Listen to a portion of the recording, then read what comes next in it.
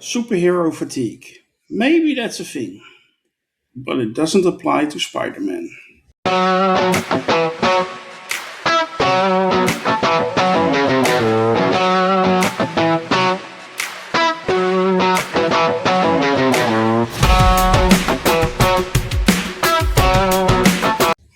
This is the review of champions, and I'm your host, Grandmaster. With me is a powerful panel made up of the finest champions Sakar has to offer. Let me introduce them to you. First up, voice only, we have Loki's mom. How are you? I'm doing good. That's great to hear. Uh, Merv, on camera, how are you? Spectacular. Uh, I feel an amazing coming, but anyway, I'm going to ask anyway.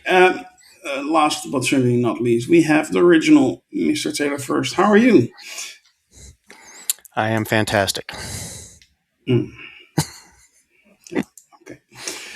It's a Marvel thing. Yeah, Oh yeah, yeah, okay. yeah, and there are four of us. Yeah, I get the reference. No worries. But despite our Fantastic Four, we're going to talk about Spider-Man Brand New Day today. But before we do, I want to ask you to help us out. Like, share, subscribe, and join our forum at sakar.freeforms.net. Just click on the link in the description, and that will get you to the setup an account page. And, well, it's fairly easy from there. Join the conversation, and yeah, join our show. We would love to have you on it. This is your final warning. After this, we're going to spoil the movie. So if you haven't seen it, go check it out first and then come back to our video. But do come back to our video. Peter Parker is alone and he's concentrating on being Spider Man, but he misses his friends, and then a new villain pops up. Taylor, fresh out of the theater. Can I get your quick impressions of Spider-Man Brand New Day as a very big Spider-Man fan, as you said? Yes, I am fresh out of the theater. I literally left the theater like less than an hour ago. Hmm. I mean, it was fantastic.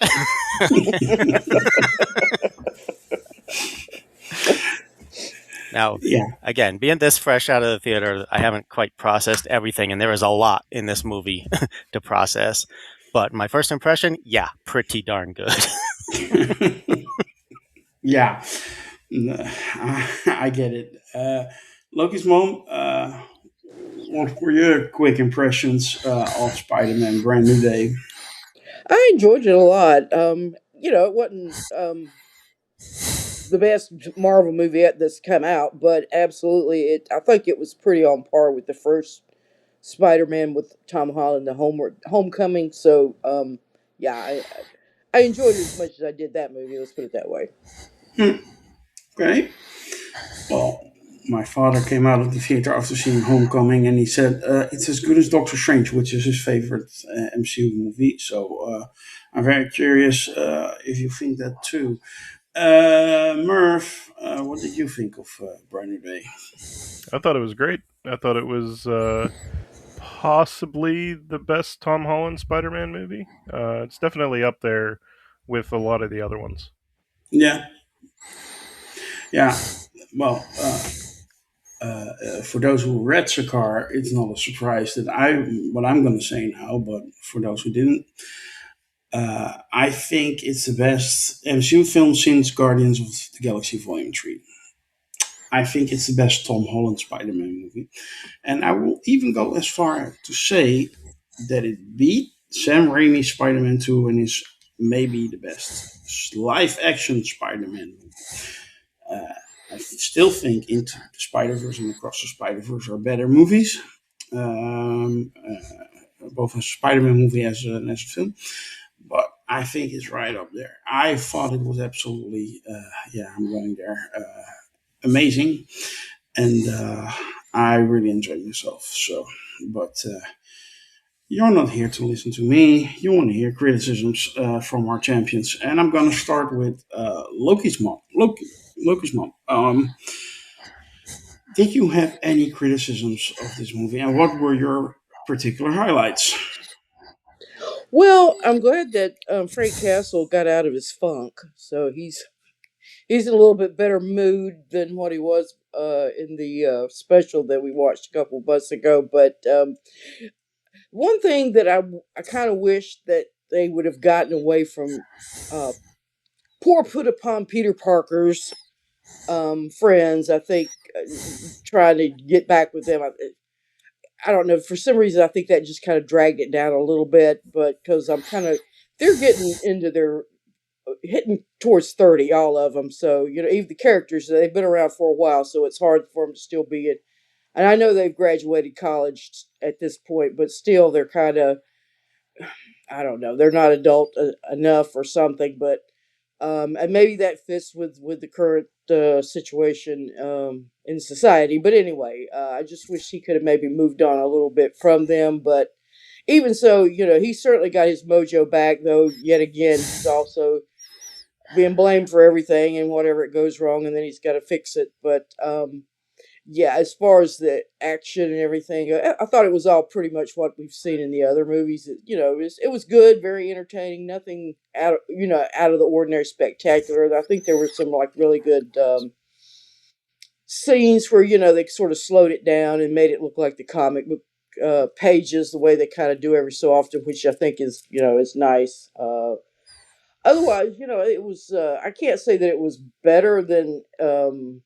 Well, it was as good as the first one, the Homecoming one, which was the one that I really enjoyed. The other two Spider-Man movie after that, I kind of have a little issues with them, but we're not here to talk about those movies. But anyway, overall, yeah, it was a really good experience. And I did like that they brought Jean Grey in. I thought how they handled her character and her development, and we got a good idea who she is and her issues. And of course, there's always the whole theme which runs through not only Spider-Man but Marvel, and that was, of course, Aunt May's "Everybody deserves a second chance." So I think that's they certainly go back to that theme time and again, and it works for them. Mhm. Okay. Um, Something that stood out for you in a positive way? Yeah, I thought like I said, the introduction of Jean Grey, and I thought Frank Castle's character was handled well. Although I think we had some issues with him in the last outing, but he seems to have settled down for this, at least for this particular movie. And I think, well, I guess he had to go to Frank Castle because Daredevil's in. He can't go to his lawyer, who's because he's in prison right now, so he couldn't call on him for advice, or for help, so he had to go to Frank, and it worked out real well as far as getting to the conclusion of stopping Jean Grey's out of control powers and getting her settled down. Yeah. Merv, I saw you had some issues with the movies on the board, so I want to hear about them. Sure. Yeah, I mean, the biggest issue I had, I have two like pretty like bigger issues. The one that I haven't budged on at all is I thought they they made Jean a little too evil to be redeemable in the end. Um, not that she's like flat out evil, but she murders innocent people in this movie. And I mean, some of the manipulative stuff that she does with taking over MJ and basically trying to kill her, essentially throws her off a building, and there's some stuff like that. And then for it to just kind of like, okay, well, her sister was kidnapped, so that's why she's bad. Is a little much for me to just like ignore it at the end. That's the biggest one. Is like you're not going to keep Jean Grey a villain because I mean I think she's perfectly cast, and I really actually like this as a backseat like origin story for her leading into any potential X-Men films or whatever they have planned in the future. Um, but I do think that like if you'd have just kept her from killing innocent people, I think I could have swallowed it a lot easier at the end of the movie. So that's my biggest one, and the other one's kind of a weird tug of war mentally with me. Is like the film features so many great MCU supporting characters that it really makes especially this part in New York City or whatever, feel ingrained. They weave MCU characters and stuff like that through this movie so well, and they're there, and it makes sense for the story and everything like that. But I do think they do so at almost at the cost of some more prevalent, like Spider-Man centric characters. So I have this weird thing where I'm loving how ingrained it feels with the MCU, but like I miss stuff like J. Jonah Jameson or like the Daily Bugle. I always get that one mixed up, whether it's the Daily Bugle or Planet. But just some things like that. And obviously they still have Ned and MJ in this, so that like fills that void. But again, without Aunt May, without, obviously, and Uncle Ben is never in any of these movies. But I just feel like I had times where I was missing just a little bit more of like Peter Parker's world. It might be contrary to the theme of this movie, which is that he basically gave up Peter Parker's world to become a workaholic and a superhero. But I just felt like it's a weird like push and pull. I haven't like it's not totally a negative, but it's like I kind of miss this, but also I'm glad we have that. You know what I mean? So I don't know if there's a better way to balance it, but Yeah. So yeah, you miss stuff, but you're happy for what you get in return. Yeah, well, yeah. It's like I I chose the wrong dessert or something, and it's like, maybe I should have had the ice cream, but I had cake instead. But I'm still happy I have cake. I would be happy for with cake. Cake right now would be great. Yeah. But pretty much everything else, I really loved about this movie. I think the action is some of the best Spider-Man action sequences that I've ever seen in live action, especially. Obviously, the animation you can do so much more, so much easier, and make it convincing. But uh, especially with the way that he uses his webbing in this movie, I thought it stood out as like just a great touch. Where I mean, he's just become so creative with the way that he uses his webbing in this. Every time he did something new, whether it be a web bomb or like even just angling the tires or using it to like pull people out of the way of the tank as it falls through the thing. Just every time it stood out, it highlighted for me. I really just love that. Um, I love that the story is Spider-Man centric. It's not like the big problem in the story is basically Spider-Man's own anxiety and like feeling of like he's losing. He basically cuts a part of himself off, and I think all the supporting characters like feed into that too. You can see touches of that with almost every other character in this movie. Um, it was just really nice to have it like focus on Spider-Man for so long. And then I do think like uh Gene, Department of Damage Control is the real villain, but like Gene as a villain that he can't just punch his way through, like worked a lot better than I anticipated. I wasn't sure how that was going to play out, but I thought it came across as super nefarious and like you don't even know where she is. She could be in the room and you have no idea because she's taken over the minds of random people, and just the way that was like increasing his like uncomfortability and anxieties throughout the film. Like I thought that one all worked really well. I just think it was a great movie for the weaving of the MCU and for Spider-Man especially. This is one of the better movies for sure. Mm. Yeah. Yeah. Thank you for that, Taylor. It's all fresh for you. You had some time to think about it while the others spoke, and maybe you get some ideas from what they say. Um, do you have any criticisms of this movie? The acting was amazing.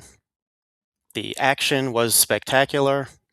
The story was the ultimate. Do you see what I Mhm. did there? Yeah, On the yeah, yeah, table? yeah, yeah. We No, understood that reference. actually, my only complaint is actually similar to Merv's, and it's not so much a complaint because it was done. This movie was done extremely well with all the characters. It's more of my own anxiety about what the MCU is going to do with the X-Men going forward. I'm so Mhm. afraid that they're going to make mistakes that have been made before in the past with the X-Men.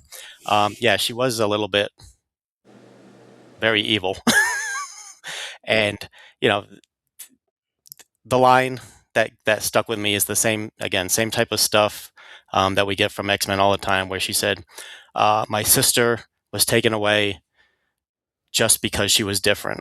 Well, or her only crime was she was different. Well, no. We saw that flashback where she literally mind assaulted half a dozen people in the park with no consideration of them whatsoever. Okay, so it was a little bit more than just being different. Yeah. Yeah. Now, what they did to her sister, of course, was horrible and awful and inexcusable. Um, but yeah, I just want to echo as far as the good stuff goes. Everything that Merv said, the weaving in of the other characters was great. Frank Castle was spectacular in this movie, and yes, he shaved the beard, so he listened to us when we did our review of the special. He does not need the beard. He shaved the beard. He's got a cool lair that he hangs out in, a place where they could take MJ to be safe. And he's got a lot of bomb making equipment, which comes in handy sometimes, apparently. Mm-hmm. Yeah. So yeah, no, that was all great. The scene where Jean Grey goes into Spider-Man's mind and talks to Aunt May was wonderful. All right, that was very good way of redeeming the character as best you could, showing her that everyone does not deserve to die because you're facing a lot of horrible things in your life. You can overcome it. You can be better. With great power comes great responsibility. They didn't say that, but that's kind of what was coming across there. Mm-hmm. All done very well. Tom Holland was great in this. Bruce Banner and the Hulk were great. I'm glad they brought him in.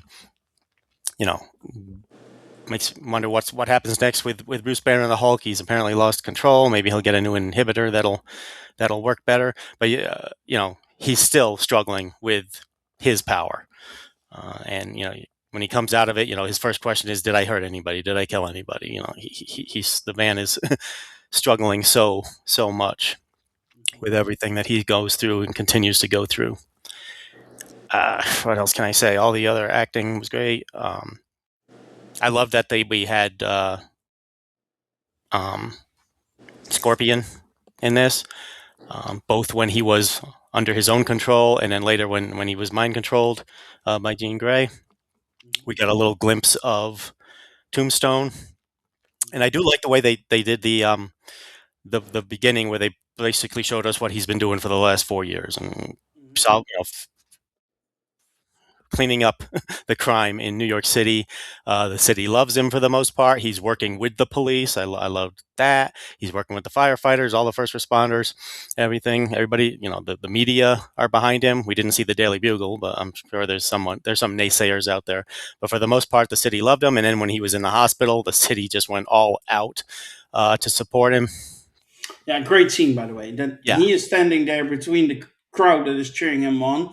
The little kid possessed by Jean Grey at the moment who does the thing towards him, and then but he feels the love that he gets, and then of course the hilarious moment where Frank Castle is behind the window cheering like he's Yep. an idiot. And then of course his internal struggle where the changes to his DNA, and I'm not going to get in all the ridiculous absurd science stuff of it, but apparently according to his AI, is caused by his anxiety and his lack of social interaction with people, and his inability to control his powers or the changes is partly because of him being in isolation all the time. So he's gone back to reconnect with Ned and with MJ, and MJ doesn't remember him, but she knows that he's a good person and likes him. So again, I have a feeling there'll be another Spider-Man movie that follows up on this stuff. I don't know. I mean, it's really struggling at the box office this weekend. But maybe, hopefully, it'll get good word of mouth and have some legs. It's only the second biggest opening weekend of all time. Yeah. The first, the number one also had Spider-Man in only for a few moments, but still he was in it too. He was in it too. Yeah. And we keep saying Tom Holland is doing a very good job. Like I said during our Odyssey review, I think he's the biggest star in Hollywood at the moment. Well, Spider-Man, John Berthal, Zendaya are in the number 1 and number 2 movie at the box office this weekend. Yeah. You know, Hollywood knows who to go to, I guess. Yeah. Yeah. Yeah. Oh, and side note, I noticed while watching the credits, while waiting for the post credit scene, the voice of Evie, who was the AI, was Naomi Watts. Oh. Tell me you Okay. have a shit ton of money to throw around without telling me you have a shit ton of money to throw around. Okay. Yeah. Yeah. Rather than hiring a voiceover person who does commercials for a living and costs nothing, let's hire an award-winning actress to do a voice of a computer. Yeah. Yeah. Mhm. But yeah, I mean, I have very few complaints. Now here's the thing. I'm gonna have. Normally, you guys probably remember, I have a general rule, that a solo superhero movie should not be longer than 2 hours long. Mhm. I give this movie a little bit of slack for two reasons. One, it is so much ingrained into the larger MCU universe. That's reason number one. Reason number two, if they had cut it to 2 hours, they probably would have cut out the naked Yelena scene, and that would have been a crime against humanity. Yeah. Actually, that was nobody knew she was in it, right? Yeah, she was a bigger surprise than Jean Grey. Yeah. And I was really happy because I leaned into my wife and I said, Elena's in it. It's already very good. And then it really was very good. But she agrees with that. By the way, big Yeah. Elena fan. So Florence Yeah. Pugh stole the show again Yeah. in the Mhm. HU. New Avengers. Yeah. Yeah. So again, we could go on and on and on. There's so much. There was a lot of universe building, even though this was a very Spider-Man centric movie. All the damage control. Obviously, there's competing parts of damage control. Some just trying to do the right thing. Some doing some nefarious things. Hmm. The guy that was doing the nefarious thing in this apparently has run away and is being looked for. The new Avengers and the cops are trying to go through the computers to find out what he erased and what else is going on out there. I'm sure all that's going to lead to X-Men at some point. Hmm. But again, we could talk for hours about this movie, in detail. But right now, I would have to watch it again to Hmm. recatch everything.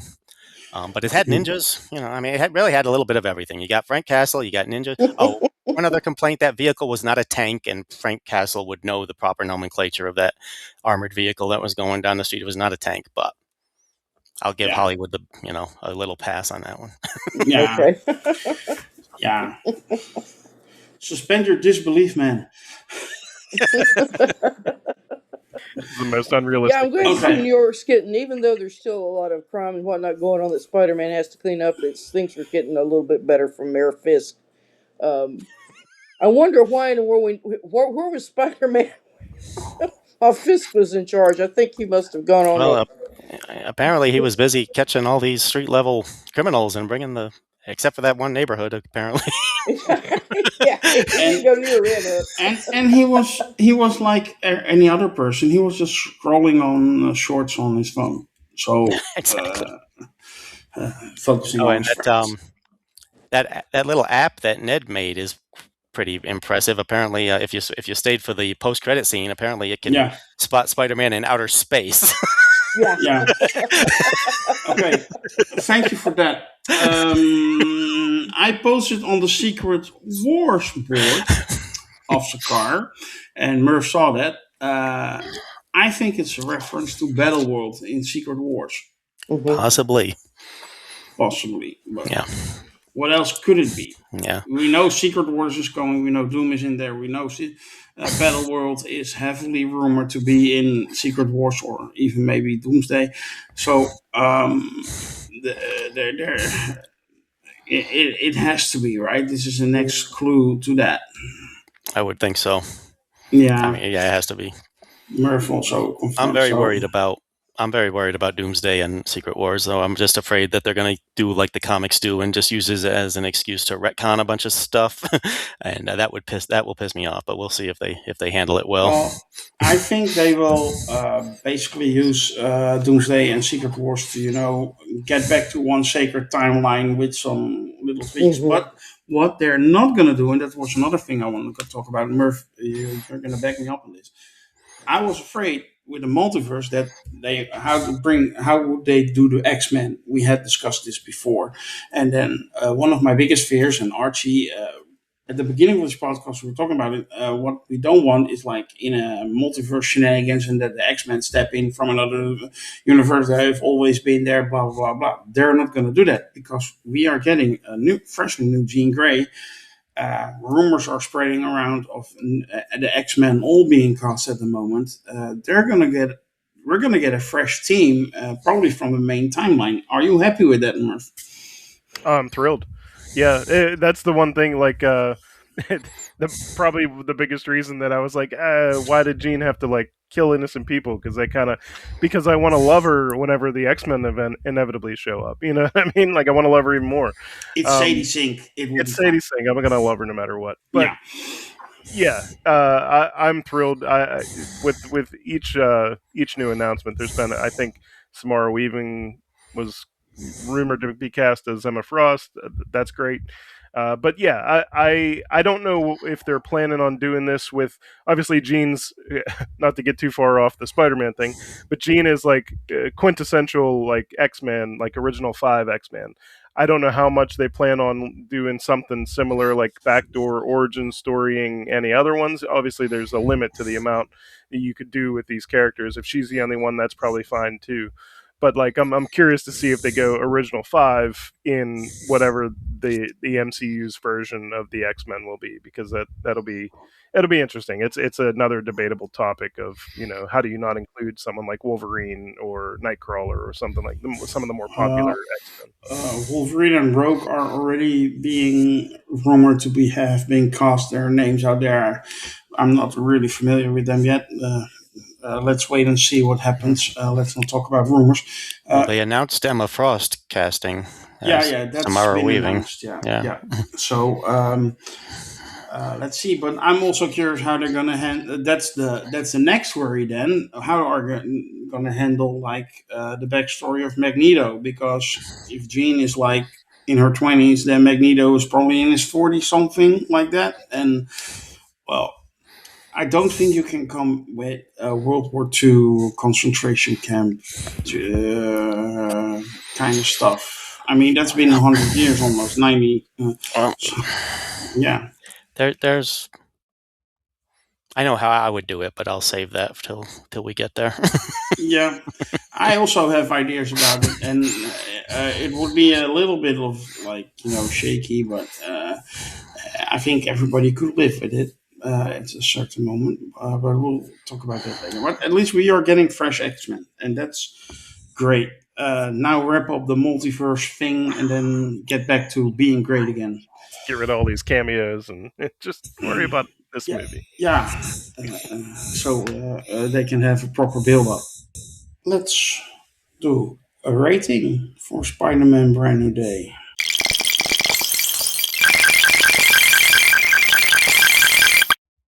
And I'm gonna start with you, Merv. Can I get your number for Spider-Man Brand New Day? You sure can. And I think I might have been a little lower on this when I initially walked out of the theater, which is odd for me. Maybe I was a little tired or sat with the negatives a little more initially. But I think I've come up on this in the past 3 days since I've seen this. But I'm going to go 8.5 out of 10. Yeah, that's way up from what you posted on the Yeah, board. I know. I know. Don't go changing it on me now. Taylor, Any day of the week. for you it's the hardest. You had little time to simmer on it, but yeah, let's have it. Spider-Man is the biggest live-action feature film superhero of all time. His box office buries Batman and Superman. There's no Yeah, question about it. All right, and this movie is one of the reasons why. 10 out of 10. I kind of saw that coming. Loki's mom. Can I have your number for Spider-Man Brand New Day? Yeah, it's sometimes when your first flush with a film can change after you think about it for a couple of days. I guess it depends on how much you keep thinking about it. How that score's gonna go. However, I put an 8 up on the board, and I'm gonna stick with that. I think it's a good solid 8. Mm-hmm. Okay, yeah, fair. I understand why. Taylor, you want something? You want to say something before I give my number? Yes, I have given my number. My number will not change. I have spoken. Okay. Amen. Our woman. Preach. Um, I'm gonna join Taylor. I'm gonna give this one a 10 out of 10. If you claim it's the best Spider-Man movie out there, better or at least on par with Spider-Man 2, Raimi's Spider-Man 2, mind you, you can't go lower than a 10. It's as simple as that because that's a True. perfect movie. That's just Uh, science. yeah, yeah, there's science behind it, and yeah, no, but I was watching it, and it was the most excited I felt about watching an MCU movie since Guardians 3, which is 3 years ago now. Yeah, I was really excited to see it, and yeah. I'm actually thinking, and I haven't had that in a long time, to go see it again in theaters before it gets out. So, I want to add that that first opening scene where he's and I was sitting kind of close to the screen. I didn't mean to get up that close, but anyway, and it just kind of rolls around, and my stomach. Oh no, I'm not gonna be able to Oh, watch this. the Sitting in this chair, but it did get cleared up after that. I didn't have a problem, but the yeah, that was a really great scene. the Spider-Man swinging yeah, scenes were next Hmm. level. All right, they, yeah, Yeah. they they took it to a place it's never been before. It was amazing. yeah. It was better than the Amazing Spider-Man movies, and that had the best swinging Hmm of all the movies so far. But this was right up there as well. And you know what I love? He got these organics web shooters, and in the beginning he doesn't know how to work them, and then when he's swinging MJ back to her apartment, he's like really like trying to control like web stop, web stop, web stop. No, but I think it's actually great because Yeah. he's that's the learning curve, right? In the beginning, you don't know what you're doing, and at a certain moment, you get like a feeling on how am I going to do this? Okay, trying to control it. He's not like his competence is not really like Yes. natural yet. He's not natural competent, And but then he mastered it in that scene mhm. where he was fighting the ninjas. But Yeah. I love that they made sure he did not kill anybody. Even Hmm. the Yeah. ninjas he didn't kill. Yeah. Hmm. He And I always love how saved throughout the people. whole movie he was always getting innocent people out of the way and making sure they weren't dead. All right. Supergirl would have killed all those ninjas and Jean Grey. No, okay, but that's Supergirl. Um, but no, yeah, I good point, and that's why there's so many aspects of this that are so greatly Spider-Man, and Let me ask you a question real quick. How did this particular Spider-Man get his ability to shoot webs? Is it in his DNA or did he get infected somehow? Because I He initially had cartridges, like he made like a synthetic webbing, uh huh. and then in this movie he was like evolving, like they show a lot of stuff with like spiders shedding their skin and moving on to the next part of their life, and that was kind of what he was going through, why his eyes went black and stuff like that. And it's essentially in this movie where he gets his like organic enhancements. Okay, well, yeah, I'm wondering how that happened though. But anyway, because it made me think. Well, we just saw Spider, which of course isn't going to be connected in any way, shape, or form to the MCU. But even so, it made me think. Well, was maybe Aunt May's great grandfather or great great grandfather was Spider or something like that. That's how you hear. That's just my way of kind of connecting it up. yeah, yeah, yeah, that's fine. Destin Daniel Cretton is, by the way, the king of the MCU right now, right? He gave us Yeah. Shang-Chi, he gave us Wonder Man, Hmm. unfortunately cancelled, Yep. and now he Well, made Brand New Day. He is Marvel's darling at the moment. Hmm there was something I meant to mention back when we did the Spider TV review, but I think the very first line in that show is somebody once asked me what universe this is, and so that made me. Like, yeah, this is all these different Spider-Man that have come together, particularly in the other movies. I get them confused a lot. I can't Mhm. remember, like I say, how this Peter Parker got his powers, but say Yeah, understood, say that understood, four understood. times. Understood. You guys want to talk about Doomsday, the trailer we got? Yeah. Loki's mom. You mentioned it, so let's get dive into that trailer. I hope Okay. everybody saw it. What did you think of the trailer? Well, I don't know. It was just a lot of introducing people. I didn't see a lot of action or anything in it. I think maybe they figured, maybe we don't need to see it at this point. We've seen a bazillion trailers with all the action, with the good action parts to cut into it, and this one just was just introducing each character a little bit, a moment of each character, and of course at the end we see uh, Millionaire handed off to Captain America. No, no, Yeah, no, no, no. I have to correct you here.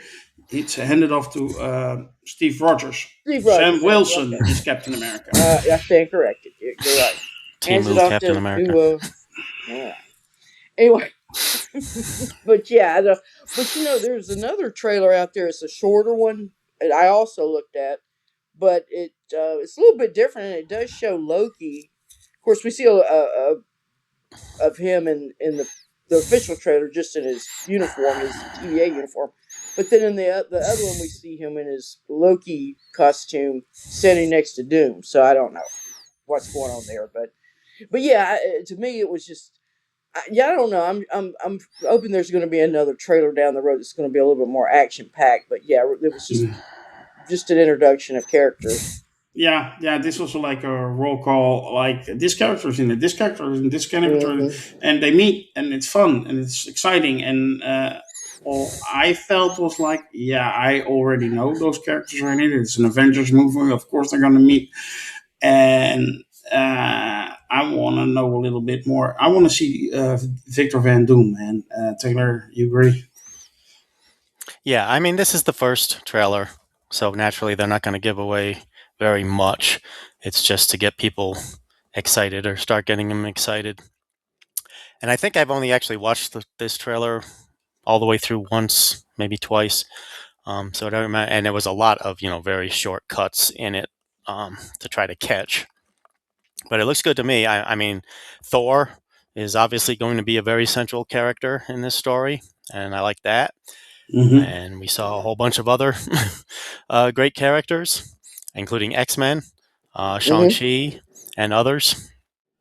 So I mean, as of so far, it left me with a good impression going forward. At this point, is about all I could say at this point. I'm sure the next one, whenever they release that, will go into a little bit more of the story than what Yeah, we've they gotten should. so far. Usually the second trailer for Marvel movies, Merv is about the story a little bit more, and this is like yeah, we're making a movie. You haven't heard, if you're not on board yet, you are now. Are you on board now? Yeah, yeah. I mean, I was probably on board well before He had to the be trailer dragged on started. board. Yeah, yeah. I wasn't gonna come until I saw Gambit, and then as soon as I saw Gambit, I was. But having said that, yeah, I think just two of the big highlights for this trailer for me were one. Well, I guess three. Robert Downey Jr.'s voice as Doctor Doom, I think is great. Um, the Gambit Shang-Chi fight that we see a brief glimpse of looks great. And the Thor Doctor Doom interaction, whenever Doctor Doom stops Stormbreaker from whatever, just he puts a couple fingers up and just stops it. Uh, and those are like the big highlights. Everything else is just a hodgepodge of characters showing up and swinging through the screen and stuff like that. But yeah, if there is any more trailers, I'm fine without seeing a whole lot of action because I like seeing that initially in the movie. But I am curious what if they're going to give just a premise, why is Doom doing this? That's all I really need to am curious about going into the Mhm. movie. What is this synopsis of the and film? and and then still Marvel has a tendency to do a little bit of bait and switch. So they hint strongly at a certain thing, but then it's a little bit different in reality in the movie. So don't get yeah, I'm used to like watch trailer reactions and be very excited, watch a trailer like 20 times or something like that. And now, yeah, I saw the trailer on my phone, and then yesterday when I watched the brand new day, it was there. But that's it. I will see it when I get there. I will still choose Avengers Doomsday over Dune, by the way, on that first Saturday. So there's that. So that's how excited I am because I Double love feature. the Dune movies. No, I'm, Taylor, they're both more than 3 hours long. If I, I'm not, I don't know if they even have breakfast options in the theater, but if I want to make it on time for our reviews, I have to get out like 8 o'clock, and then in the morning, and then get back like 8 o'clock in the evening, and no, I just don't want that. They have brought breaks back in the movie theater. I'm very annoyed, but yeah. Anyway, this will conclude our review of Spider-Man: Brand New Day and the Doomsday trailer. We hope you have enjoyed our discussion today. If you did, help us out, like and share, subscribe, and join our forum at cigar.freeforms.net. You can finally see our top 10 lists for Deep Space Nine in our latest episode of the Star Trek Project. And we also have a review for the Odyssey out as well. And soon we will be reviewing X-Men 97 Season 2. For now, I want to thank you all, also on behalf of our champions, and wish you to be safe and be well, especially when you're swinging by. Bye!